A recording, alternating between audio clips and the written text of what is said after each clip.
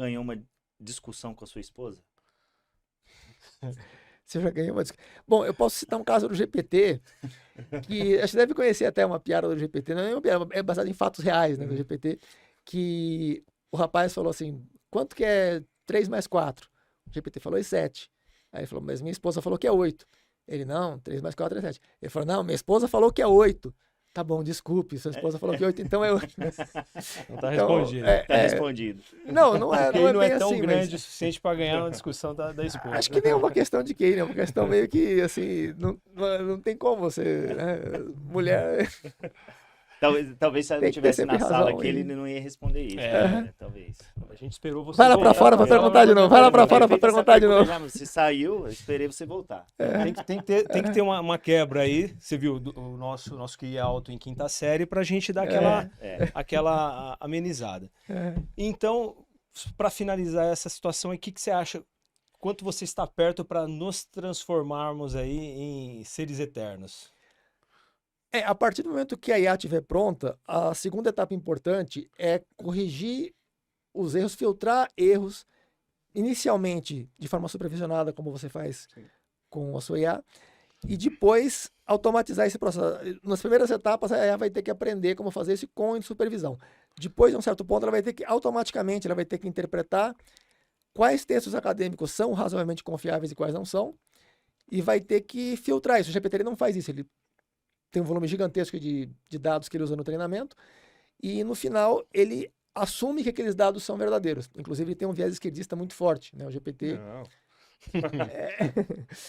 Inclusive o GPT tem essa característica. Né?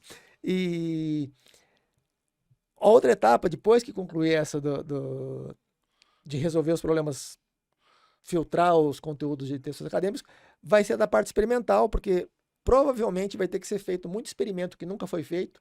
A própria IA vai descrever o experimento que tem que ser realizado e nós vamos precisar de uma equipe que vai fazer esses testes e reabastecer com os feedbacks para que a gente aprenda muita coisa que nunca nem chegou a ser considerado. Né? Então, essa parte física de leitura, vamos dizer que sua IA estivesse pronta hoje, você não teria um cabo para plugar ali para conectar, colher as informações. Você ia precisar de uma empresa? Você já tem uma empresa que está estudando isso? Você pretende usar? Nós temos um grupo, tem 35 pessoas, né, que estão envolvidas. Cada um mas está numa área, assim, você fala?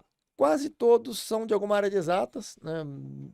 Tem uns que são geralmente de ciência da computação, mas tem diferentes. Por exemplo, o Jesse Lancaster, ele é engenheiro, né? Ele tem um pós-doutorado em engenharia pela Universidade de Harvard. Tem pessoas do MIT. Tinha um rapaz da NASA que ele chegou a se interessar, mas depois acabou não participando. Enfim, tem... O que dá a entender é que vocês primeiro estão desenvolvendo a IA para depois ver como que vai fazer, né? Ela vai falar, faça assim, e aí depois vocês vão ver como que vai conectar, produzir o maquinário ali, vai. Basicamente é isso. Tem vários pontos que estão em abertos, né? Tem vários pontos que estão em abertos. Mas uma das partes... Porque tem mais que é uma questão operacional. É só a gente seguir o caminho das pedras e vai chegar... As partes mais difíceis são justamente aquelas que não se tem ideia de como resolver. Algumas dessas partes já resolvi teoricamente, mas tem que implementar, né? Tem 3 partes importantes. Em 2016, eu tinha ideia de algumas coisas que poderiam ser feitas, 2017, mas não tinha ideia de como resolver. Até 2018 eu resolvi 2 delas e ficou uma pendente que só em 2024 eu acabei chegando a uma solução praticamente conclusiva, mas ainda tem que testar para verificar realmente se tem detalhes que precisam ser ajustados, calibrados, né? Mas enfim, o ponto central é que tem que, primeiro momento, desenvolver a IA. Segundo momento, essa IA vai ter que ser treinada com dados que não existem ainda, porque eles estão muito bagunçados, não é que estão bagunçados, eles estão muito contaminados, né, com muitas informações incorretas.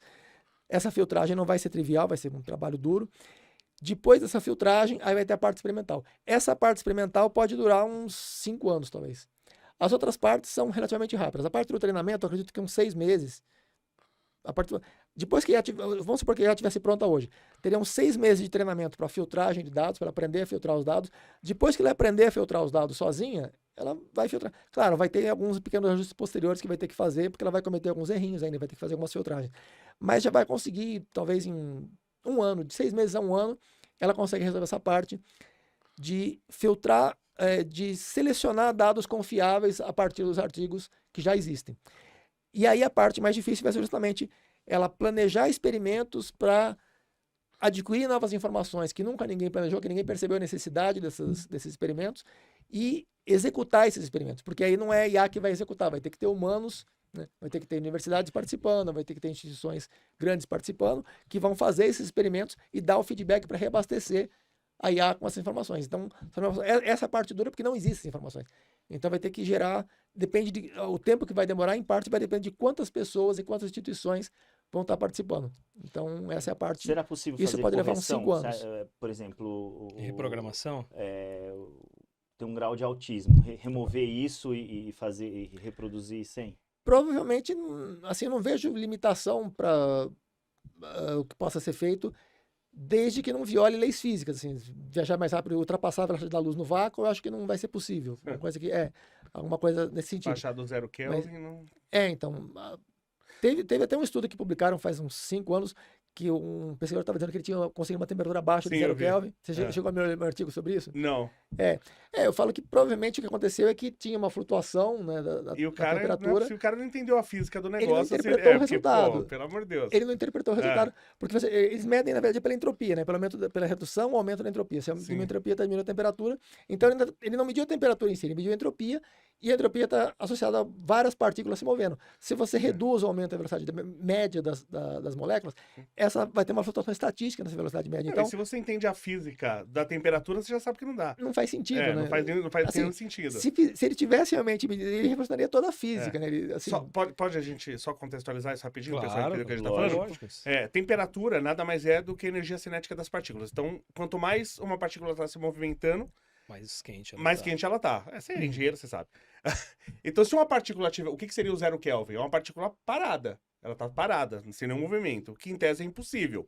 Mas como que eu iria baixar de 0 Kelvin? Aí eu quero ver a inteligência artificial responder isso aí. Como que algo pode estar mais parado que parado? Aí tem uma questão interessante, o Elon Lages de Lima... Do ponto de vista de energia. O Elon Lages de Lima, ele fez um trabalho em 1957 que é sobre espectros, né? Que trata de dimensões negativas. Tem dimensão fractal, tem dimensão de Lebesgue, de Minkowski. A gente trata geralmente de dimensão euclidiana, que é mais... Sim, números inteiros. 2.300 anos é mais fácil da gente... São números inteiros.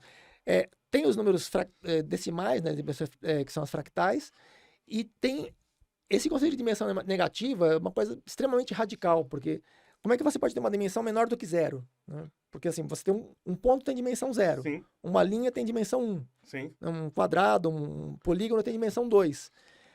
Quando você chega no 0, você tem um ponto. O que você pode ter com uma dimensão menor do que um ponto, que seja tipo menos 1? Né? O que pode existir com... E o Elon Lages conseguiu desenvolver um conceito formal, matemático, que descreve objetos que ele chamou de espectros, né? Que tem dimensões abaixo de 0. Mas papel aceita qualquer coisa, né? Não, mas tem propriedades consistentes. Se você faz, por exemplo, a medida de Lebesgue de diferentes objetos matemáticos, um círculo, uma circunferência, uma esfera, uma hiperesfera, objetos com diferentes números de dimensões, você calcula, a medida de Lebesgue no caso, por exemplo, um cubo, a medida de Lebesgue é o volume, né? Porque ele tem 3 dimensões, então o volume é o que determina o total de... Eu não saberia descrever formalmente, mas é o total de pontos, o total de se fosse material, seria o total de matéria que tem aquele objeto. Certo. Um quadrado, a dimensão de Lebesgue é a área, porque o máximo que você pode medir, por exemplo, o perímetro quadrado, que é uma unidade, dimensão 1. Né? Você pode medir a diagonal, que é dimensão 1. A área é dimensão 2. Né? Então, como o quadrado tem 2 dimensões, a dimensão de Lebesgue é o máximo que você pode medir daquele objeto. Se ele tem 2 dimensões, o máximo é 2. No caso de uma esfera, por exemplo, seria 3. Né? Se fosse uma hiperesfera, 4, um tesseract, 4, assim por diante. Quando você chega no 0, você tem um ponto, a dimensão de Lebesgue dele vai ser qualquer coisa. No caso, a dimensão de Lebesgue de um cubo vai ser aresta elevado a 3. Né?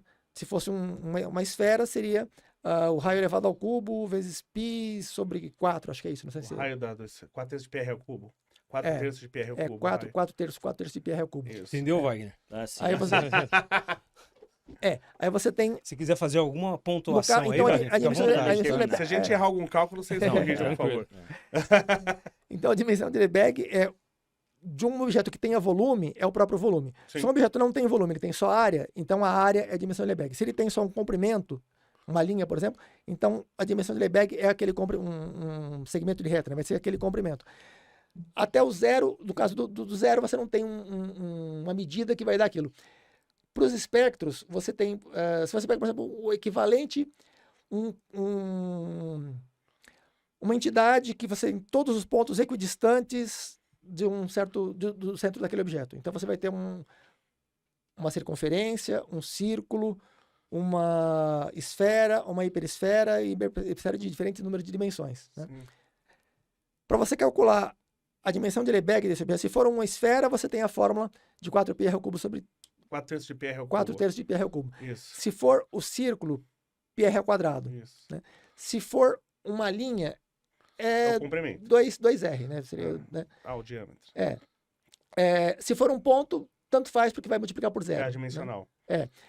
E no caso da dimensão de Lebesgue, você tem uma fórmula que ela descreve, tem uma função que ela descreve qual a dimensão de Lebesgue de qualquer objeto de qualquer número de dimensões. Né?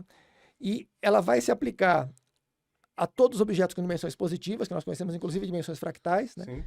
E que vai se aplicar, aí já não seria de Lebesgue para fractais, seria de Hausdorff, né? De Lebesgue seria para números inteiros. E para abaixo de zero, ela continua se aplicando e tem uma curva que vai descrever, é uma curva suave, e ela continua suave e vai funcionar para esses números. Então ele encontrou uma solução que se ajusta para essa Abaixo de mesma zero, curva. Sem ser negativo. Ele seria o... Entendi, Sim, entendi. Você entendeu o que eu tô falando, né? Não dá para intuir isso, porque Sim. para intuir dimensão fractal não é tão simples, mas dá para a gente intuir. Porque o negativo,